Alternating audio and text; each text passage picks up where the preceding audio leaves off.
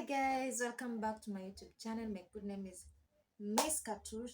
On this YouTube channel, I want to welcome you all to this amazing vlog. I don't know what is amazing about it, but I hope we're going to do some story time. Yeah, I hope okay, sorry. I woke up feeling a bit sick since yesterday last night. I've been having some, should I call it cramping or stomach pain? Yeah, and it's so painful, very painful.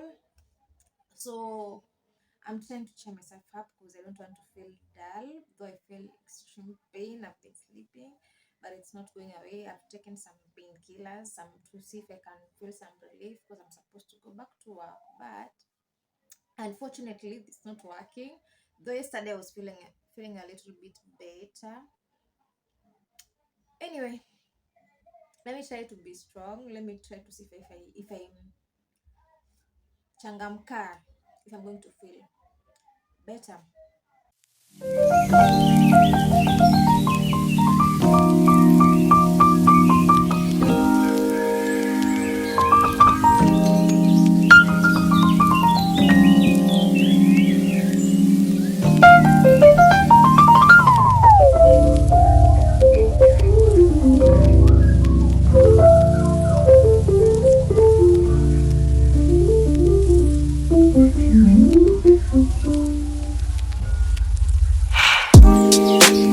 So I'll be doing some story time. Yes, I know my face is broken, but like not broken when nafikiria like iko na hizo nini zilitokea, crashes and whatever, acne zimekuja, zilianza kupop. I don't know why, but I know they'll leave very soon. And I know my hair is very messy at the moment. I don't know what to do about it. I don't feel like going to the salon, but I want to do braids. I love braids. So I'll think about it, or I do a full blow dry for a week because there I don't feel like I can sit down for long at the salon. So story time. In our today's story time, tunaongelea nini? Oh, my hair is so painful. What? So today I want to talk about how I got my first baby. Oh my god. I know I've talked about this so many times with my friends, but the journey is a bit tough. So first of all, I think nilimaliza high school, not I think, I know. Nilimaliza high school 2014 and I joined campus, that is university, the year 2015, August. Yes. I remember my reporting date was 21st August. Yes. That's when we reported to school, 21st August, then 22nd of August we did orientation, that is 2015. It was a good feeling, a very awesome feeling. Though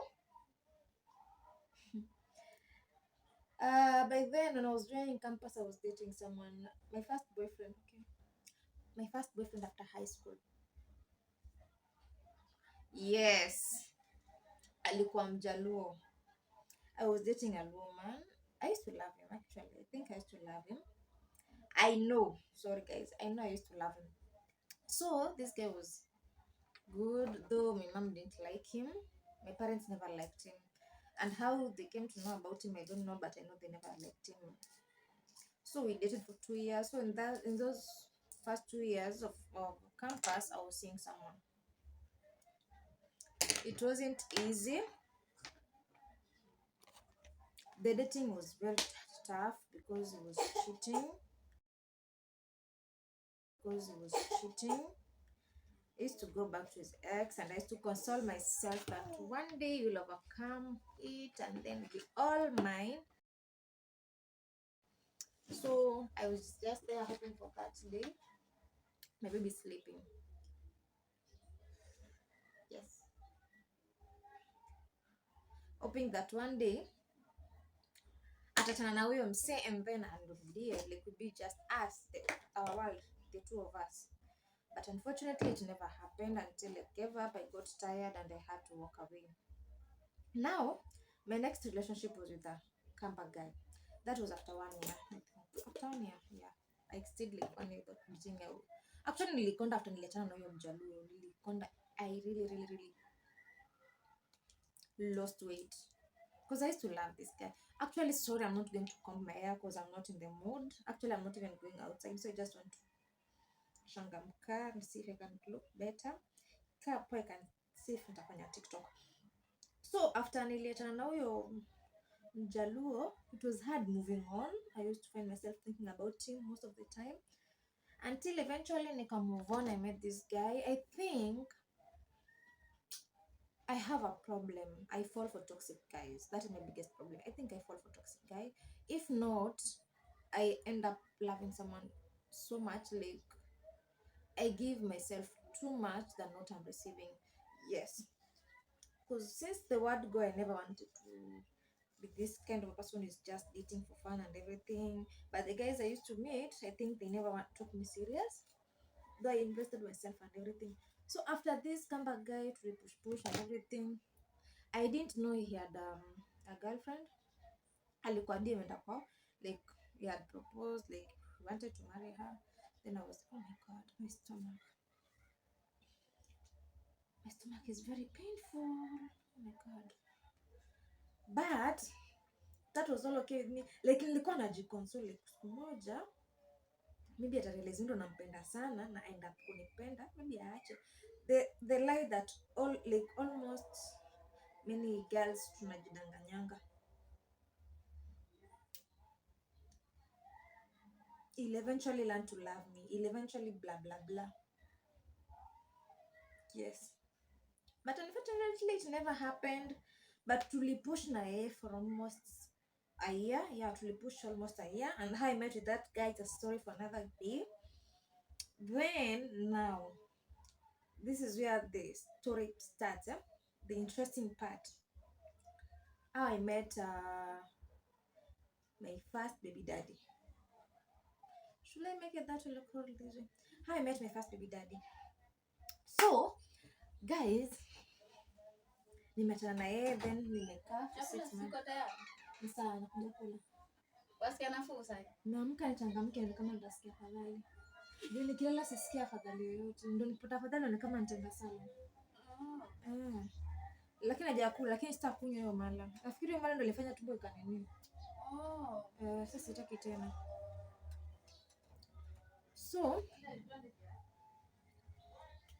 So where was I?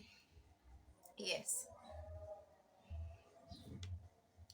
So after nilipata na my second guy, I ended up I think we used to be friends with my first baby daddy because alikuwa tunasoma the same campus. Yes, we were like but alikuwa amemaliza by the time now we are, because I think I met him when he was in his final year, but ile kujuana tu then later ndio sasa tuanze hang out ni vibe, alikuwa shamaliza. And he was staying in Bamburi, so most of the time I used to come Bamburi. Yeah, we hook up, we vibe, have fun. He used to love clubbing. Actually, he used to love clubbing a lot, and I used to accompany him, though miss kunywangi pombe. It was just me and soda. So this guy, I think nilianza kumpenda hivyo tu, just because I don't think there is any particular point alinikatia kanambia let's be in a relationship or anything blah blah blah, but I'm that kind of a girl. I read actions. You see, if you start being sweet with me, and I'll fall in love, my friend, I'll fall in love. So I started liking this guy because I felt like he was treating me better. Like hakuwa na drama. This guy never used to have drama. He used to be sweet. I don't know what to say, but I had known him for some time and everything was okay. Like I could talk to him. See, he was not that talkative person, but he was a good person. Like when tulikuwa tuna vibe, when tulikuwa tuna flow, they used to communicate, they used to handle his stuff and everything. And then me, I don't use family planning. I never, okay, back then. So there was this time I used to use P2. No, there was this time I felt like I think I want a baby. Oh my god, my stomach is painful. I think I want a baby. That is what I when I decided like let me try. So I never told the guy like I wanted a baby so that we can talk about it or anything. So I went ahead and never took up it too. Why? I felt I was ready. I can do it on my own because most of my friends had kids and they were single moms and they did it so well, so perfectly. So I went ahead. I remember he was supposed to take me out on Valentine's Day. He was supposed to meet. Actually, I don't know if he knew it was Valentine's Day, but that's Valentine's Day. It was 2019. Back in 2019, I was at home. At home, we live in Mombasa, Changamwe. So I was at home with my parents and everything that day. That's how I spent my day. Then I promised him that I could not make it to that day, but the following day I will try. So we met, I think we met after 2 days after Valentine's Day. And then I spent the weekend, then I head back to school. So I think that's when I got pregnant, but I didn't know because I didn't expect. I didn't know I was that fertile, though I wanted a baby. I think it was due to pressure, like not pressure, like I felt like my friends are in campus, have kids and are doing fine. I can also do it. So I can get pregnant. I don't think if the guy atakata, natakikata, if they can do it, I can also do it. Guess what? I got pregnant. I got pregnant thinking I can do it, remember? But again, I was like, I love the guy. I think at this point, I had feelings, so strong feelings for this guy. And I had hopes, though I had not like at any particular point had a discussion with him one on one, like how he feels and everything. But what vibe too, so it was like it's a flow too, when it's a flow. I got pregnant. So after that day we met the weekend, blah blah blah. 2 weeks later, that's when I discovered I was pregnant. But before those 2 weeks, 1 week after I left there, my friends, my roommates we were going out, stepping out. My old friends, we share friends. My old friends were my ex's friends. So they came to Kilifi because I was schooling in Kilifi. And then when they came to Kilifi, there were those two guys. And then we were like four ladies. Those two guys, they know my. That's how I met my ex by the way, through these friends of mine. These ladies. So when they came, and we shared the room, and then they were hanging out. I was like, why get bored? So I stepped out. For the first time, remember, for the first time I took alcohol. That day I just let myself loose. I don't know what was disturbing me, but I was kind of feeling like let me try. And then we were playing that dare thing. Nilipiga tots. I swear I did those tots kadha. Then we left the first club and we went because I have never partied in Kilifi, but that was my first time. And I remember it was that 2019. Yes, 2019. Then after going to the next club, I did a lot of guarana. What? And I ate. I was eating because when nilikuwa niko na appetite. Then the following day, I woke up. I found myself in our room, not in our room actually. One of our friends, the lady, was staying in another hostel. So nilijipata nimelala huko tena kitanda ya juu.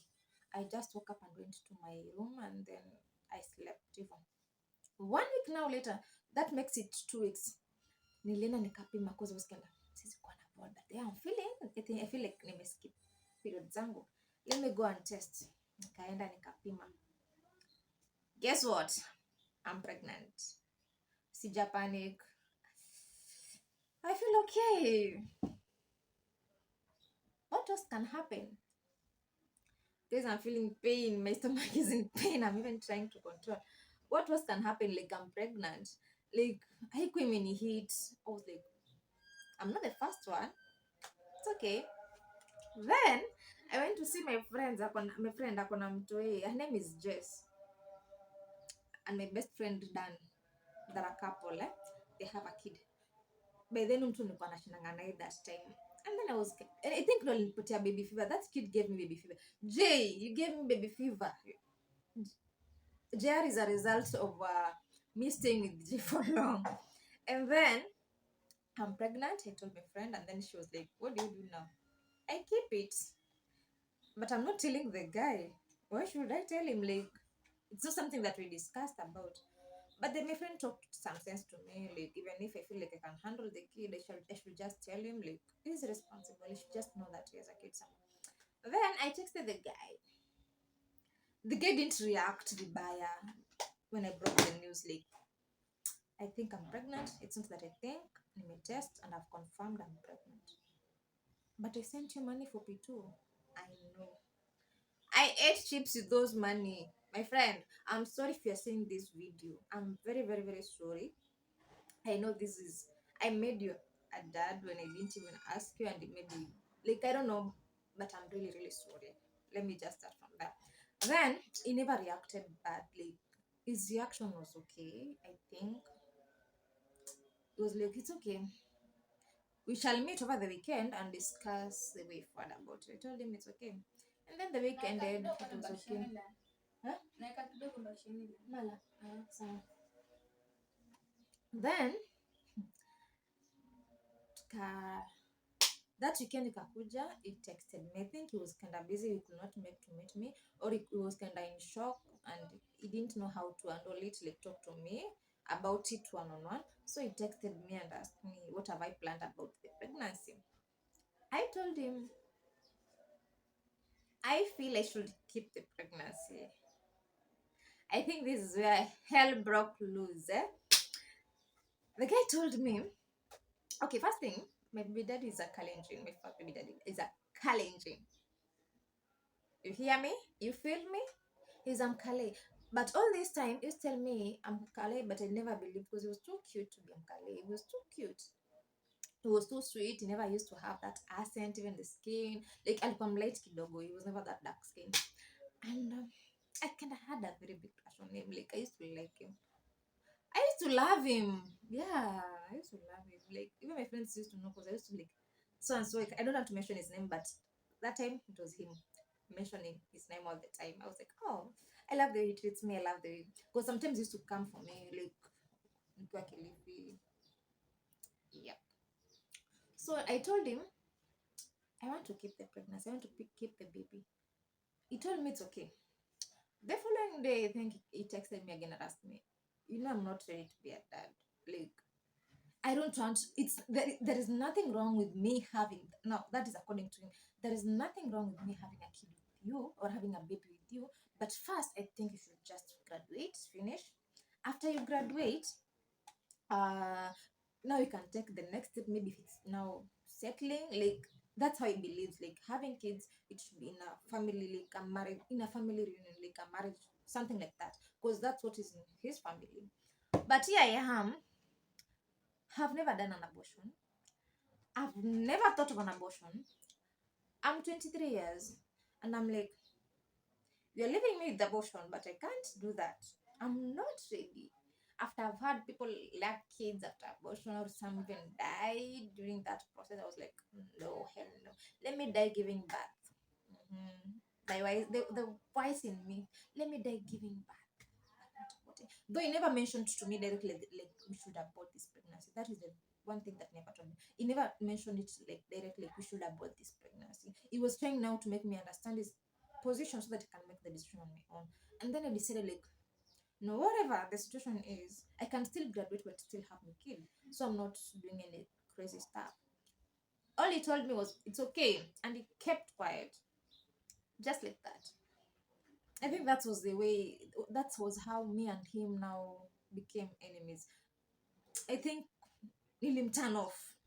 Let me just use that one. Nilim turn off totally, literally. Sometimes back then, I never wanted to understand him, but sometimes I always feel like right now, the space I am in, I can understand him, but still,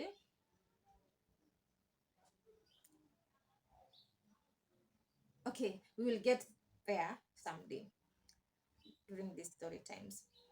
So, first months, kwanza my first pregnancy, haina cravings, haina mood swings, haina kutapika, haina anything. The pregnancy is smooth. Kama iko na challenges ni kidogo. So, I'm not even scared. Now nikafanya exam. So you time exam, you know, I used to work in the long holidays. I used to work. Maybe I used to have some side hustles, get some money and everything. Time niko broke, he used to pokolea me. Now we are not talking. I can't even ask him for money. Sina ndo zangu nimetumia zimeisha, na niko time exam, like sasa ama nitasikia classes, nita class fulani ama nitakuwa na class time fulani, nita hustle time. Sasa nafaa kwa either kama siko na exam, I'm studying for the next exam. I'm pregnant. Appetite imekuja. Like I want to eat all the time. I don't have money. I can't even call my dad. I feel that guilty. Like napigia bangu simu, I tell him I don't have money for food. Yet I'm pregnant. I've disappointed him. Like ndo ikaanza kunihit. So now I made the wrong decision by not taking that pito. But what can I do? Because I don't want to abort. Remember, 3 months are not over. I don't want to do an abortion. Abortion is crime. Guys, I think my airline is... But it's okay, let me not talk about that. It's not about my airline. Abortion is a crime. So I can't go back and make that decision. I'm scared to face my parents because something is inside. The guy is not talking to me. Actually, most of the time is to boutique me. Yeah. Ikafika mahali, I also got mad and I said I won't text him. I can handle it. Yes, I will handle it. Tukamaliza exam, I went home. Going home, I didn't know how to break those news to my parents. And for the first time, sikuwa nasema kutafuta job because I kind of felt like kind of under the weather and depressed. Like I think depression was killing me, but I was trying to hide it. But I managed to share with my sister, my small sister. She was the first person I told I'm pregnant. And but then she was in Form 4. Yeah, she was in Form 4, so she went back to school. She was in Form 4. No, she was in Form 3. Form 3. I don't know, I can't remember, but she was in high school. And then I told her, and then she kept it as a secret, and then she went. And then I stayed home. I remember. Then I stayed for some like 3 months, 2 months. My pregnancy, I thank God, never like had those weird cravings or morning sickness or anything, because nobody suspected, and it grew slowly. Because my mom saw the pregnancy at 6 months, and this is not a normal stomach. This is a pregnancy. The reason why she never realized it at first is because she used to come and go. Anapenda kukausha go. She used to come. Actually, I was supposed to be doing some few makeups when I'm doing, but here I am. She used to come and go, come and go. That was her. Anakuja anaenda, anakuja anaenda.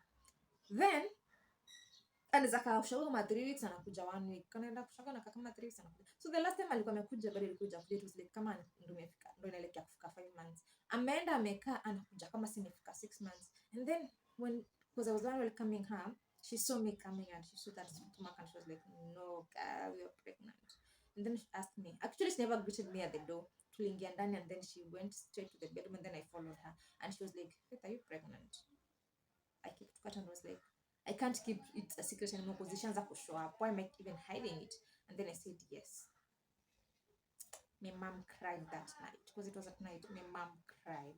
I got scared. My mom cried. Oh my God.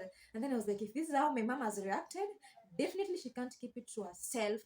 She must involve my dad. And if my mom has reacted this way, my dad will kill me. I'm the firstborn. You see, actually at 6 months nilikuwa na attend all the clinics. I was taking all those pills, and I'd started buying baby stuffs. But the thing is, those pills, nilikuwa naenda clinic, no, mimi ni mtu mzima, no one will ask me where I'm going. So I will wake up and dress up and just go and then come back. And then those pills, I will hide them because where we used to stay, I used to sleep at the sofa. So katikati ya ile couch, between the clothing and the mattress, I used to hide those pills in there because nikika chini ya kiti, my mom will clean or somebody else akinwa tu hivi kiti, but mbaya anaweza ona. But inside there, mali najua mwenyewe mpaka niingize usiku kabisa when everyone is asleep, I can take them. And then baby stuff, nikibai kama nguo za mtu, because I had planned myself earlier, because now niko kwa hii peke yangu, nobody is with me. So what I used to do, nikibai clothes, nimetoka kwenda kununua mboga nini, so nikija na shopping bag ama kitu, most of the time mama kushago, dada maybe ametoka nje, naenda naziangalia vizuri mimi mwenyewe tu secretly, and then I take them naziweka chini ya suitcase, like nguo zangu nazificha huko chini ya nguo zangu.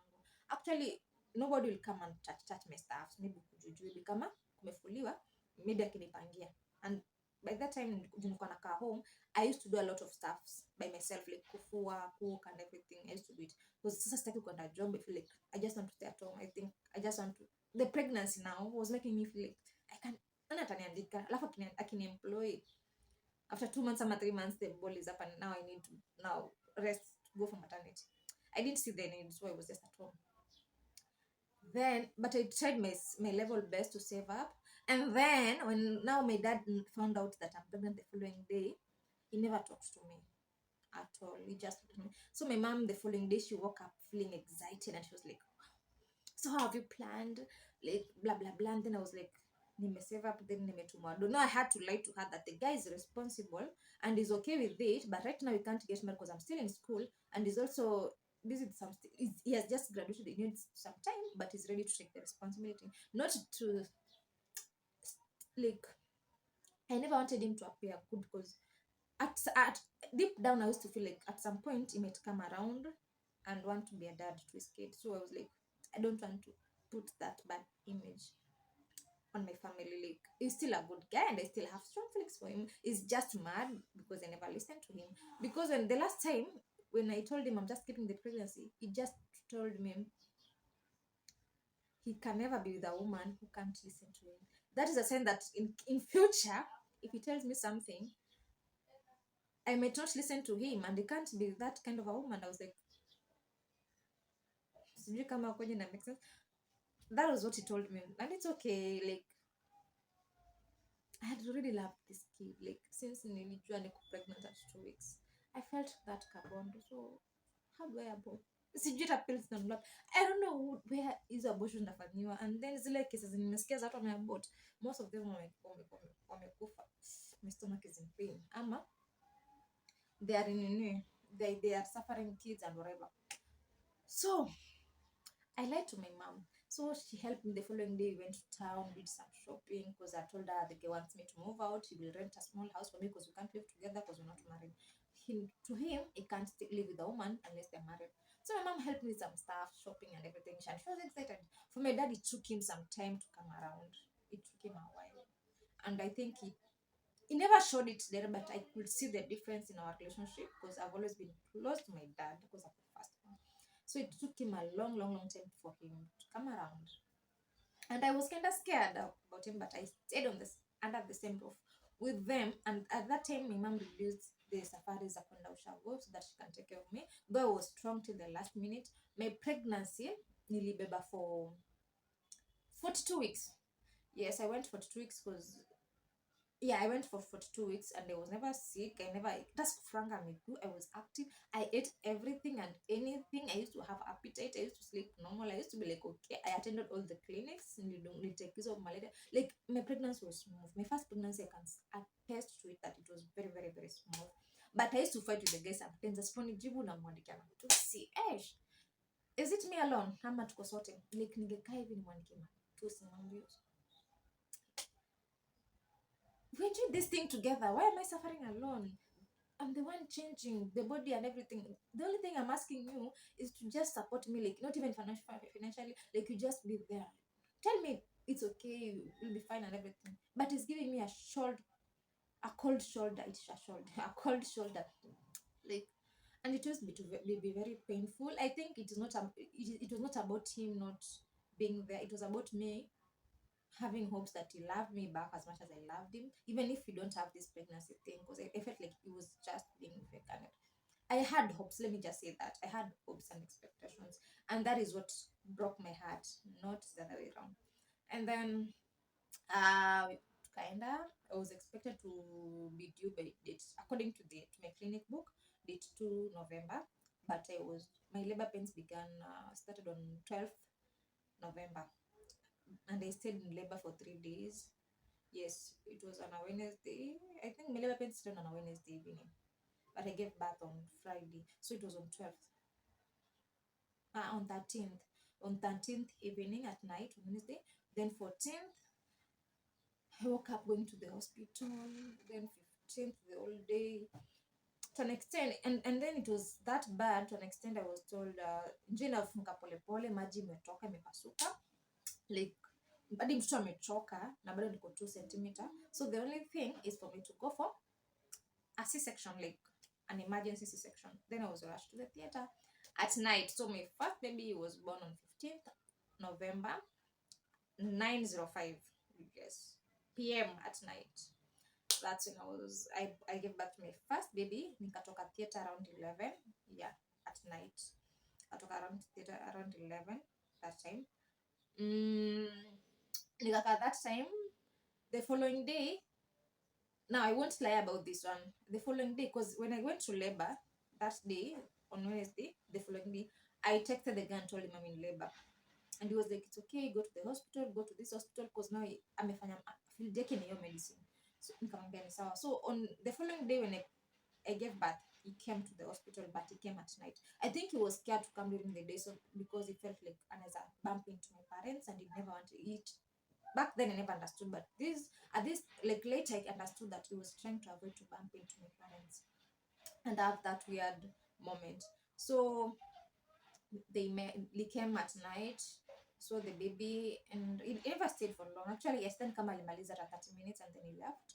Nikaanza tena kuweka kale ka feeling maybe he might come back, maybe because the baby is here, maybe he's coming back.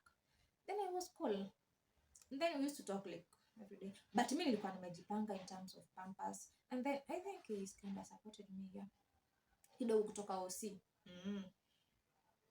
Then nilikuwa nimejipanga everything kutoka nguo, diapers, nini hadi OC.